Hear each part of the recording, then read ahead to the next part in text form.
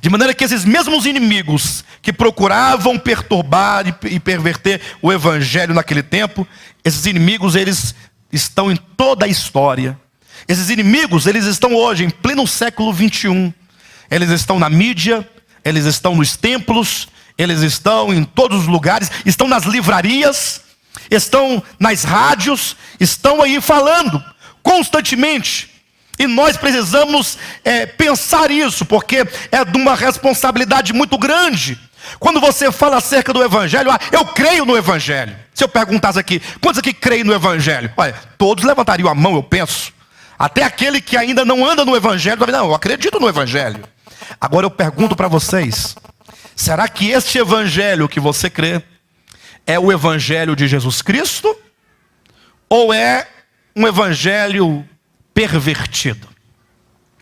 Vejam que não são palavras minhas. Olhe na sua Bíblia, Gálatas capítulo 1, versículo 7. O qual não é outro, senão que há alguns que vos perturbam e querem perverter o evangelho de Cristo.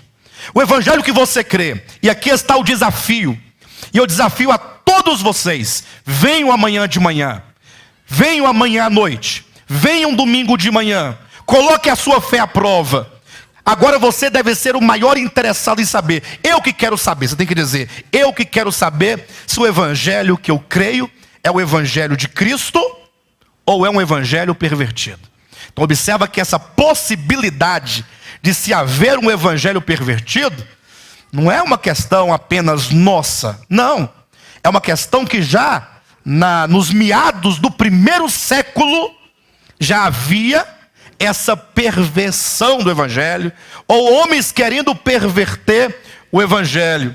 E aí o apóstolo Paulo traz uma palavra muito forte, versículos 8 e 9, ele diz, olha, mesmo que nós mesmos, apóstolos, ou mesmo um anjo vindo do céu, vos pregue evangelho que vá além do evangelho que tendes recebido, que seja anátema. E aí no versículo 10 ou 9, ele torna a repetir, assim como já dissemos e agora repito, se alguém vos prega evangelho, que vá além do evangelho que temos pregado, que seja anátema. Ou seja, mesmo que você na sua experiência, diga, pastor, eu tenho muita comunhão com Deus. Ou você diga assim, não pastor, é porque é o seguinte, eu creio deste modo, nessa palavra, deste modo, porque eu tenho profundas experiências com Deus, eu vejo anjo. Imagino que eventualmente desce um anjo na sua casa, nas suas visões, com a espada desembainhada, e te fala coisas acerca do evangelho. Pode aparecer um anjo, diz a escritura, mesmo que um anjo venha, se traz um evangelho que ultrapassa o evangelho de Jesus Cristo, que esta pessoa, ou que esse anjo seja anátema. Sabe o que é anátema, queridos? Maldito, condenado ao fogo eterno.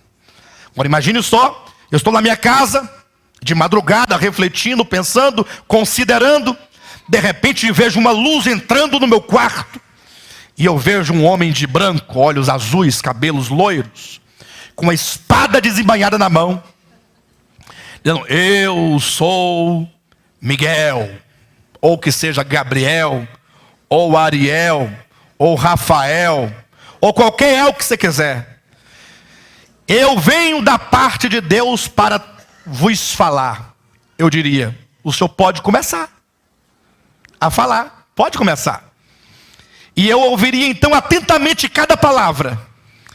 Se porventura ele dissesse alguma palavra, não uma palavra escrita, mas algum conceito que desvirtuasse, que se afastasse, que procurasse, que fosse diferente deste evangelho, eu olharia para ele e diria, o seu El, Rafael, Miguel, é o seguinte, você é um maldito.